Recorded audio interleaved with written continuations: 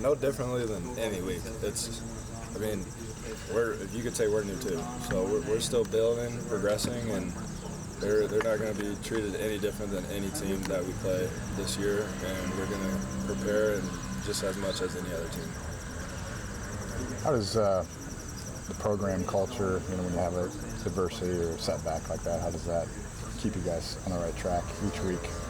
Just the coaches telling us it's a long season. We still have a lot to prove. There's still a lot to play for, and it starts every day in practice and show up on Saturdays regardless of the outcomes. Well, like parents have any specific message to start the week for you guys? Just head down and got to keep going. Yeah. Because it's the last game for Big Ten play, any added importance, any extra importance on this game? No, just prepare for this game like it's your last and play your balls off. Try to win. What are some key points you noticed about UMass and film so far? They have a quarterback that can move. Obviously, the one got hurt, and the next guy come in just as good. He can move.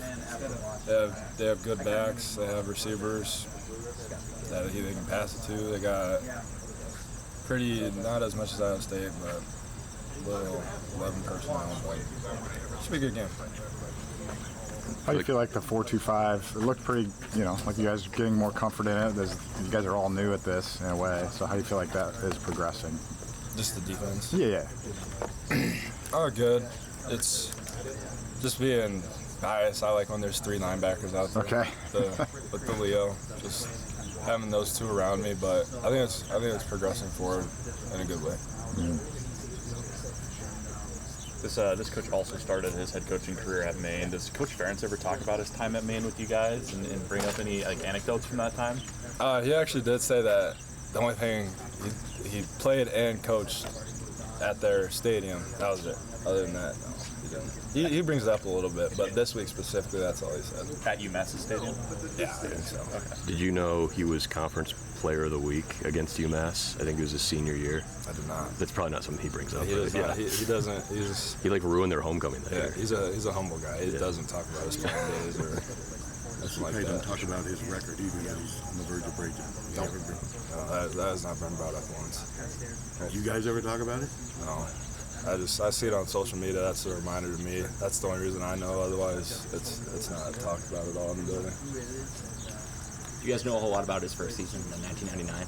He won his first game against a MAC team, but they went 1-10 that year. Did you talk about that season at all? He bounces back from season to season, or just different little points. Sorry, my bad. Just little points from here and there, just to give little tidbits on what happened. But he doesn't really stick to a season specifically or whatever. But he'll give us some history. I know you guys maybe don't really talk about it much, but what would it mean to you to be a part of the team that break that record for Ferentz? That would be pretty cool to be on that team that Coach Ferentz did break that record on. But it's a week by week thing, and hopefully it does happen this week, and we're preparing for it. And if it does, that's really cool. You had the punch out, Cohen, and he did this at Kids Day too, I think, on Gill of, as receivers going down, punching a ball out. It's not something that you always think about with safeties, but I guess just generally what kind of drills do you guys work on? The emphasis of, forcing a ball out, because that's easier said than done. Yeah, just being violent in your tackling. I was more of like a roll tackle, so he was just leverage and trying to get my arm in there as I'm wrapping him up aggressively. The standards we have in place, and I think since January we've been working, we kind of know the team that we have, and I have no doubt that we will respond to adversity. Is that because players you guys annually get really good buy-in from all the players, so where does that come from? Like I said, the standards, we the coaches all implement that early in the year, and then everybody buys in, and all the seniors, the older guys on the team who have more experience, kind of try to hit on that with all the younger players who might not have been here as long or just transferred in or whatnot. But once everybody understands the standards, that's usually when we do our best. Am I misremembering, or did you have an offer from UMass? I did. Was that like your first one? that was my first one. Yeah. Can you walk us through that? I mean, way back when, yeah. Yeah, it was. I think it was Don Brown was their head coach. It was that was my first one. It was them and then Iowa, so only two. So it was pretty cool to see them on the schedule this year. But even though it's nowhere near the same people that were there when they recruited me. What's that moment like, though? Because, I mean, you went the JUCO route to to get a D1 offer, and then it's out in Amherst. I'm sure it was maybe a little mixed feelings. It was pretty surreal right away, and I'm like, I never really thought of UMass or really heard of them, but it was pretty cool to get the offer and talk to them in that point. So. Does it feel like a full circle moment? Yeah, it kind of is. I mean, like, everybody's like, didn't UMass offer you? I'm like, yeah, they actually did. So pretty cool to see them on the schedule this year. Kirk has a reputation of being able to convince you that a high school team could come in here and give you guys fits. What has it been this week when you've got a team that all the talk is who's not out there and who they've lost to and all that? Yeah. I mean, like you said, Kirk, he does a great job. He, not just KF, but the rest of the coaches as well. Kind of knowing, just respect your opponent no matter who it is. I mean, we've seen, he always kind of references the, I think it was 09 against UNI. He said they underestimated them. They almost came in and won. And, I mean, ever since that, there's been more games, but just always kind of hammers on that. Try to not underestimate your opponent no matter who it is. UMass's head coach, he's his first-year head coach, but he's spent time coaching at Big Ten schools, so he understands, and he said this is like his 6th or 7th time playing at Kinnick, or being in Kinnick. Does that add to the sense of you can't take a team lightly, knowing that, yeah, it's a first-year head coach, it's a program that hasn't done all that great, but their new head coach has got a ton of experience. Yeah, and we've watched a bunch of Rutgers film, is where he came from last year, so, I mean, we haven't just been watching them, we've kind of been watching stuff from the past that he's done as well, and, like you said, he's been here before, so he's not afraid of this moment at all, and I'm sure their team will be fired up, so we need all we can to beat them. What have you noticed when you guys look back at the Rutgers film, or even the Minnesota film from before he went to Rutgers, and how you guys might have to adjust to things that his defense might throw at you on Saturday? Well, there's a lot of carryover for sure, and we've had plays in the past against them that have worked, and the defense is, like I said, pretty much the same that he had at Rutgers, so just seeing tape from last year that worked against them, or even the first 2 games from this year, that's kind of what we're aiming for. Kaden, I know you had a tough game yourself on Saturday. How do you bounce back? Is it just flush it, move on, or how do you improve off of Saturday? Well, like you said, just flush it and move on. And kind of after the game, just talking with family and coaches and whatnot, flush it already. But like Coach always says, best players got to play their best. And when we're not doing that, obviously it doesn't go our way. So it was kind of a just moment that I kind of took to kind of focus more on the details starting this week for sure, and just moving on.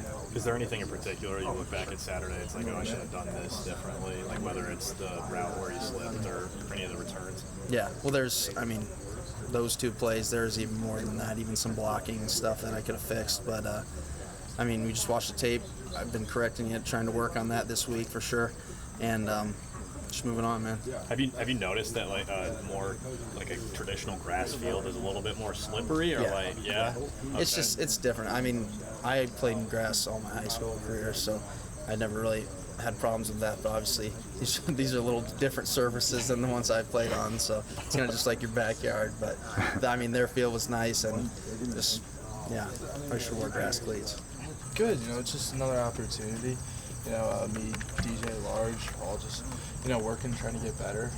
Back on the practice field this week felt good. Focusing on a new opponent, we're all just trying to get better at the little things. I had a long ways to go. It just felt good getting reps back out there. And How tough was it to see Addison go down? Yeah, it sucks. He's a good teammate, good leader, and I know he'll always be there. That's what I got to say about Addison right now. What's the biggest thing you worked on this fall camp coming into a year where, the role is about to really expand for you? Yeah. I'll always say it's the run blocking, getting more comfortable in the run game. As you can see, it's a pretty important part. And as a tight end here, we have to be able to block. And I think no matter what level you are, how year you are here at tight end, it's going to be important to always improve those fundamentals.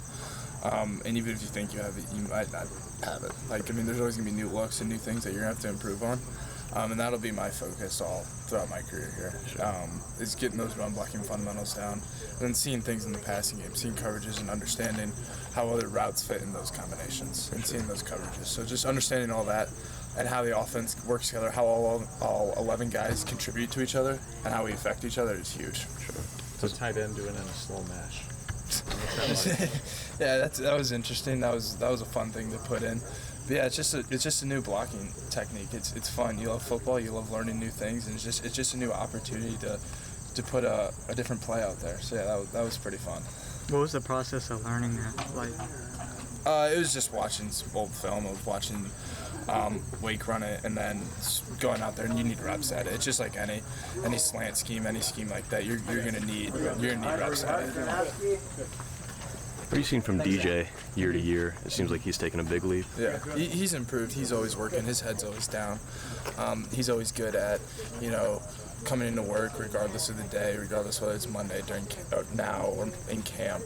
He just showed up and worked. I mean, he's improving. His fundamentals are getting pretty good. He's understanding stuff more, and I think he's gonna be a good player. Kea, he emphasizes, we don't want any distractions, anything that's gonna knock us off our focus for the game. So he just wants us to worry about the game, being the best players we can be.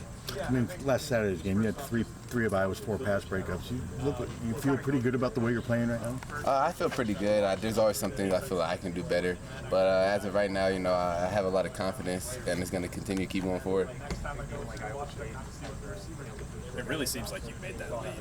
I think I've already asked you this, but I'm just curious as to how and maybe why that leap happened this offseason. Because, you've had your struggles in the past, but this season it really seems like you've taken that leap to be corner, CB1. Yeah, I think it's just understanding really the game of football and understanding your keys, understanding that, you got to be perfect and mental focus on each play, having your good feet work, good mental preparation, knowing what the offense likes to do when they like to take their shots.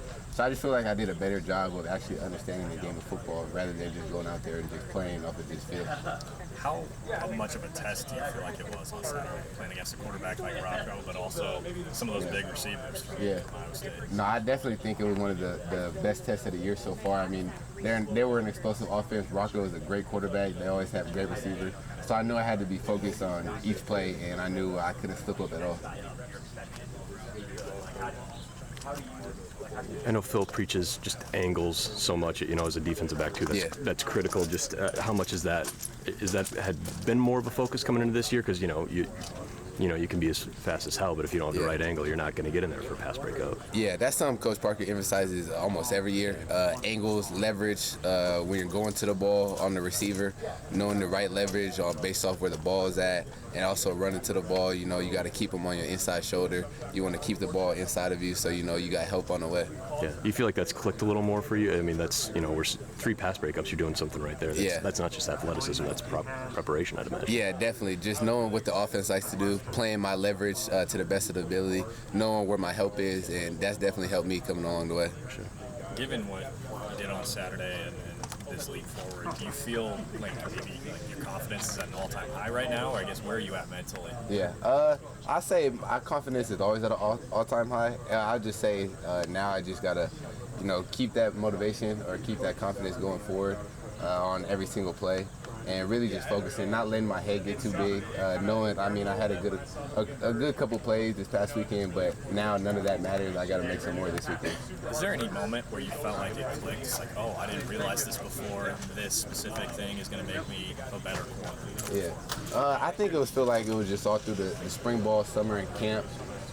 Realizing, really just understanding the game of football. Now it finally, okay, I understand what they want to do, what the receiver releases, routes, combinations, and stuff like that. So yeah, I definitely say it clicked sometime in the summer. I feel like it was always there. I always had it in my head. I just had to slow the game down a little bit more. UMass's head coach also started his head coaching career at Maine, like Coach Ferentz. Does Coach Ferentz ever talk about his time coaching the Black Bears? He talks about it a little bit. Every now and then he'll just bring up, I used to coach at Maine, never thought I'd be at Iowa, but here I am 27 years later.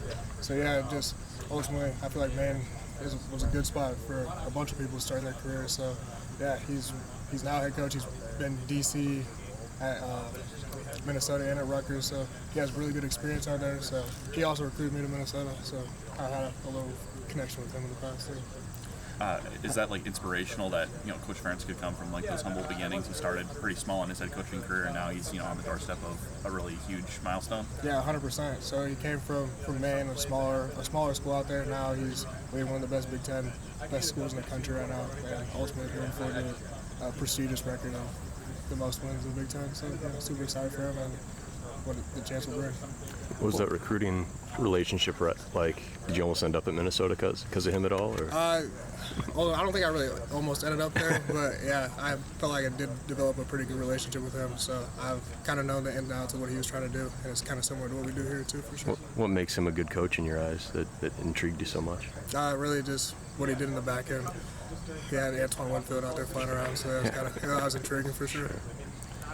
What was your impression of Kirk growing up when you watched Iowa play and when you were at Southeast Polk and all that? It was a hard-nosed team. Like they'll do the little things. They'll do the little things correctly.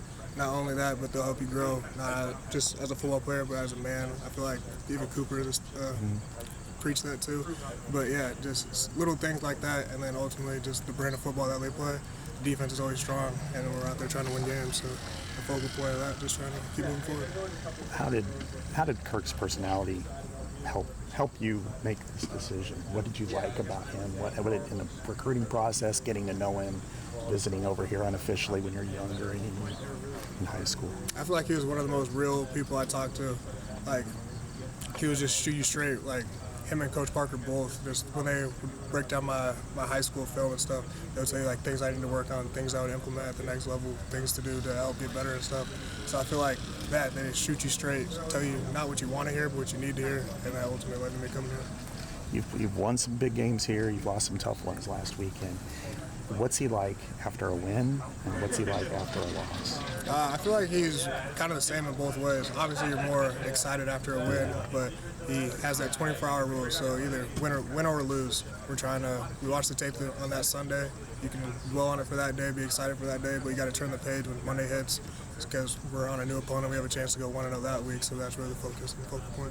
I can imagine, for you being from that area, but also everybody in the locker room probably took the loss pretty hard and everything. What was his message to you guys, and how were you guys able to hear it, or were you just kind of so upset that it's hard to hear anything that anybody said? It was a little hard to hear anything, but from what he said, like we played a hard game. We played well in certain aspects. We didn't play the best brand of football that we needed to play. So moving forward, we just got to focus on that offense, defense, and special teams.